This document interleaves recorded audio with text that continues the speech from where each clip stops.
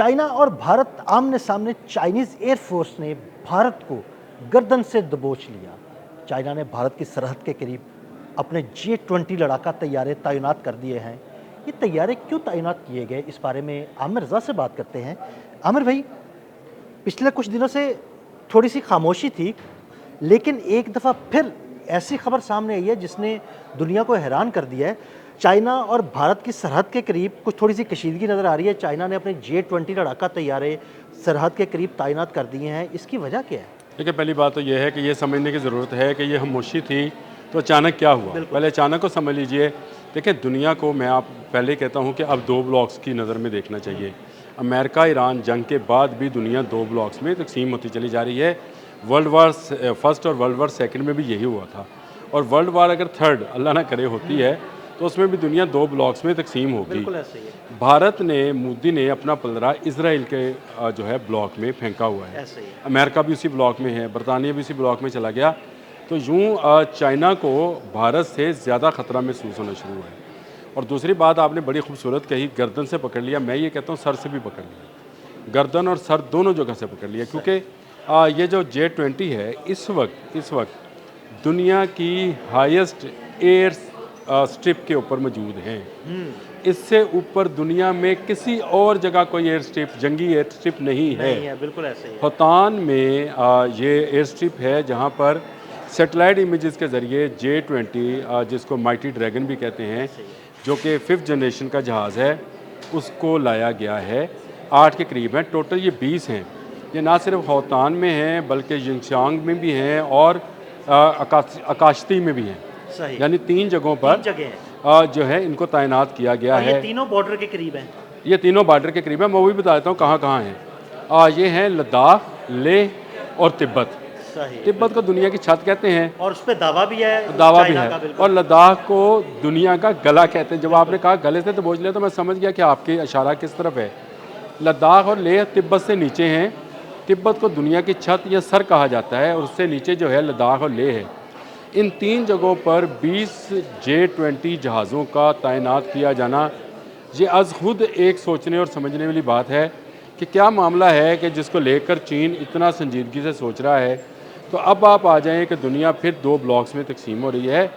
भारत किसी जगह से भी, किसी वक्त, किसी मुल्क के लिए भी, जो कि चीन का बहुत दोस्त हो सकता है, उसके साथ शरारत कर सकता है। इस जंग को बढ़ाने के लिए वो दोबारा से कोई एडवेंचर कर सकता है। उस एडवेंचर को रोकने के लिए ये ज़रूरी है कि एक 5th जनरेशन का जहाज़, ये जो हमारी हिमालयन ट्रेन है, इसके ऊपर मौजूद हो। और ये कुराकोरम और हिमालयन के दरमियान में ये जो एयर स्ट्रिप मौजूद है, यहाँ पर उनको तैनात कर दिया गया है। 5th जनरेशन का जहाज़ है। भारत के पास इस वक्त फ्रेंच जो 4th जनरेशन का जहाज़ है, सिर्फ वही मौजूद है। तो टके टोकरी कर दिया ना हमने आमिर भाई। देखें, राफेल तो हमने टके टोकरी कर देखें, दिया। राफेल का जहाँ तक बात की, उसको इससे इनकार तो नहीं कि भारत के पास ये सबसे जदीद जहाज़ है। सबसे जदीद यही है। अब उसके मुकाबले में अगर ये माइटी ड्रैगन खड़ा कर दिया गया है 3 जगहों पर, एक जगह पर नहीं। एक तो चीन अपनी फ़ौजी सलाहियत को टेस्ट करना चाह रहा है कि क्या 5th जनरेशन का जहाज़ इतनी बुलंदी में, बर्फ़ों के दरमियान में भी वही कारकर्दगी दिखाता है जो वो सहरा में दिखाता है। सहरा में या मैदानी इलाकों में। माइटी ड्रैगन के मतलब ये बात मशहूर है कि ये आग और पानी दोनों में सफ़र कर सकता है। यानी ये कहा जाता है कि ये सहराओं में भी उसी तरह से कारगर है जिस तरह से बर्फानी इलाकों में है। अब लेकिन अगर इसको टेस्ट ही करना था तो फिर किसी एक जगह से टेस्ट हो सकता था। सबसे बुलंद जो होतान की एयरबेस है वहाँ से कर लेते उसको, लेकिन उन्होंने 3 जगहों पर इसको तैनात किया है और टोटल 20 नंबर हैं, यानी 20 जहाज़ हैं। तो इसका मतलब है कि चीन जानता है कि आने वाले दिनों में भारत किसी ब्लॉक का हिस्सा होकर भारत इजराइल के इमा पर किसी जगह पर भी हमलावर हो सकता है। आमिर भाई, ब्लॉक का हिस्सा क्या होकर ब्लॉक का हिस्सा बन गया ना। देखिए, वो 40 मुल्क की जो इत्तेहाद एक बन रहा है, जो इजलास हो रहा है यूके में, उसमें भारत ने अपना वजन डाल दिया उस पलड़े में। मैं यही तो कह रहा हूँ कि किसी ब्लॉक का हिस्सा होकर वो किसी दूसरी जगह पर एडवेंचर कर सकता है, जिसको चीन के लिए रोकना बड़ा ज़रूरी है।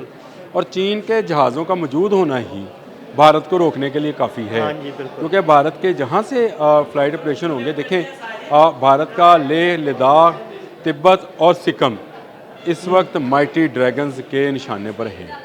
मैंने आपको 4 इलाके बता दिए। ये वो इलाके हैं जो कि माउंटेनियर्स हैं और यहाँ पर उनका मौजूद है।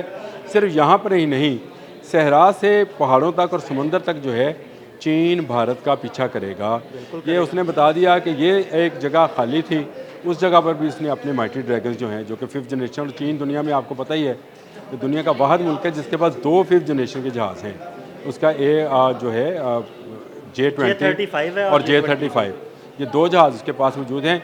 J-20 को उसने तैनात कर दिया है पहाड़ों पर, और J-35 उसने तैनात करना है पाकिस्तान में। अब आपको समझ आई। तो ये पाकिस्तान के सहराओं में ये दो तरफा जो है, ये 2 तरफा घिराव जो है, ये भारत का बड़ा ज़रूरी हो गया था, क्योंकि भारत किसी वक्त भी मोदी की सियासत जब डामाडोल होने लगती है तो वो कोई ना कोई एडवेंचर छेड़ देता है। वो कहाँ छेड़ता है? वो कश्मीर के इलाके में छेड़ता है, पहलगाम जैसा फॉल्स फ्लैग ऑपरेशन करता है, पहाड़ों में कोई ड्रामेबाजी करने की कोशिश करता है या फ्रॉड करने की कोशिश करता है। उस फ्रॉड को रोकने के लिए पहाड़ों में ही जहाज़ मौजूद होना बड़ा ज़रूरी है। हाँ जी, वो अभी उसे देखे ना, काकरोच पार्टी ने बड़ी तकलीफ दी हुई है भारत में, जो जेन जी है उसके, तो वो उसे लगता है कि अब इसको रोकने के लिए या इससे तवज्जो हटाने के लिए उसे कोई इस तरह का मिस एडवेंचर करना पड़ेगा। देखिए, मिस एडवेंचर इसलिए भी करना पड़ेगा क्योंकि वो अपना तेल ईरान से लेता था, सस्ते दामों तेल मिलता था, वो अपनी आवाम को सस्ते दामों देता था। अब इंडिया में भी गैस जो कतर से आती थी नहीं आ रही, आपने हमस बंद है। तेल जो ईरान से आता था नहीं आएगा, क्योंकि ईरान अब इसको मिलेगा वो आलमी मार्केट के रेट पे मिलेगा। तो फिर वो जो सहूलत अपनी आवाम को दे रहे थे पिछले 4 साल से, वो कैसे देंगे? इसलिए वहाँ तेल और गैस की कीमतें जो हैं आहिस्ता आहिस्ता बढ़ रही हैं।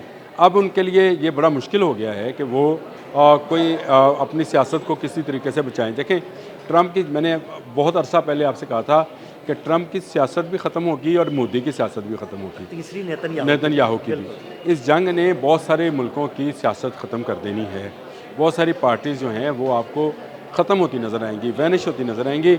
ऐसे हालात में जब एक स्पेस बनती चली जा रही है, अमेरिका कमज़ोर होता चला जा रहा है, अमेरिका को अब इत्तेहादियों की ज़रूरत पड़ रही है, तो जो दूसरी आलमी ताकतें हैं वो मजबूत होंगी। रशिया यूक्रेन वॉर की वजह से उस तरह से मजबूत नहीं हो सकता जिस तरह से मजबूत हो सकता है चाइना इस वक्त फ्री है। चाइना किसी जंग में मुलव्वस नहीं है, ना उसको मुलव्वस किया जा सकता है। लेकिन चाइना को पता है कि भारत अगर मिस एडवेंचर करेगा तो किस मुल्क पे करेगा और उस मुल्क के साथ चाइना के मफादात किस तरह से वाबस्ता हैं। तो उसने अब इसीलिए पहाड़ों के ऊपर 3 पोजीशंस लेकर वहाँ पर अपने 20 J-20 जो हैं वो तैनात कर दिए हैं। और ये सिर्फ J-20 ही तैनात नहीं है, देखिए ये इसमें PL-15 और PL-17 जो हैं वो इंटीग्रेटेड हैं, और तबाहकुन मिसाइल जो हैं वो मौजूद हैं। इसका मतलब है कि इनके जहाज़ जहाँ से फ्लाई करने की कोशिश करेंगे वहीं पर मार दिए जाएंगे। यानी ये ऐसी पोजीशनिंग है कि जहाँ पर भारत की अपनी एयर स्ट्रिप्स जो हैं कोई 300 किलोमीटर के फासले पे है, कोई 178 किलोमीटर। मैं देख रहा था तो पढ़ रहा था, तो जो सिक्किम वाली है वो तो सिर्फ 159 किलोमीटर के फासले पे है, कुछ भी नहीं है। तो वो तो PL-15 के सामने कुछ नहीं, तो PL-70 तो 450 की रेंज रखता है। तो इसका मतलब है कि जहाज़ जहाँ से उड़ने के लिए, हमलावर होने के लिए उड़ेंगे वहीं पर उड़ा दिए जाएंगे। रनवे पर आएंगे, टैक्सी करके आएंगे, उसके बाद उड़ने की कोशिश उड़ान करने की कोशिश करेंगे तो उड़ा दिए जाएंगे। तो ये एक ऐसी स्ट्रेटजी है, मैं ये समझता हूँ कि चीन ने बर वक्त ये स्ट्रेटजी अपनाई है और उसने अपना जो इस वक्त मैं ये समझता हूँ दुनिया का बेहतरीन जहाज़ है J-20 उसको तैनात कर दिया है। और ये तैनाती जो है ये भारत के लिए मुस्तकिल एक ख़तरा है। भारत जब भी कोई एडवेंचर करेगा सबसे पहले वो सोचेगा कि उसको किस तरफ से चपेड़े लफ्ज़ सही है, चपेड़े ही पड़ती हैं, चपेड़े पड़ सकती हैं हम, क्योंकि ये यूज़ करते रहे, हमने भी चपेड़े ही मारी थी। जंगे मई में हम यूज़ करते रहे, ये लफ्ज़ मेरे ज़ुबान पे आ गया। तो ये इसको किस तरफ से चपेड़े मारी जा सकती हैं? एक तरफ से J-20, एक तरफ से J-35, फिर JF-17, फिर उसका J-10C। तो ये बहुत सारे जहाज़ मिलकर जो हैं ये भारत का मैं समझता हूँ कि फलूदा बना देंगे। बिल्कुल, बहुत शुक्रिया आमिर भाई ने बड़ी तफसील के साथ इस सारे मामले पर रोशनी डाली। मज़ीद अपडेट्स के लिए मैं फॉलो करते रहें। अदील अहमद और आमिर रज़ा को इजाज़त दीजिएगा। अल्लाह हाफ़िज़।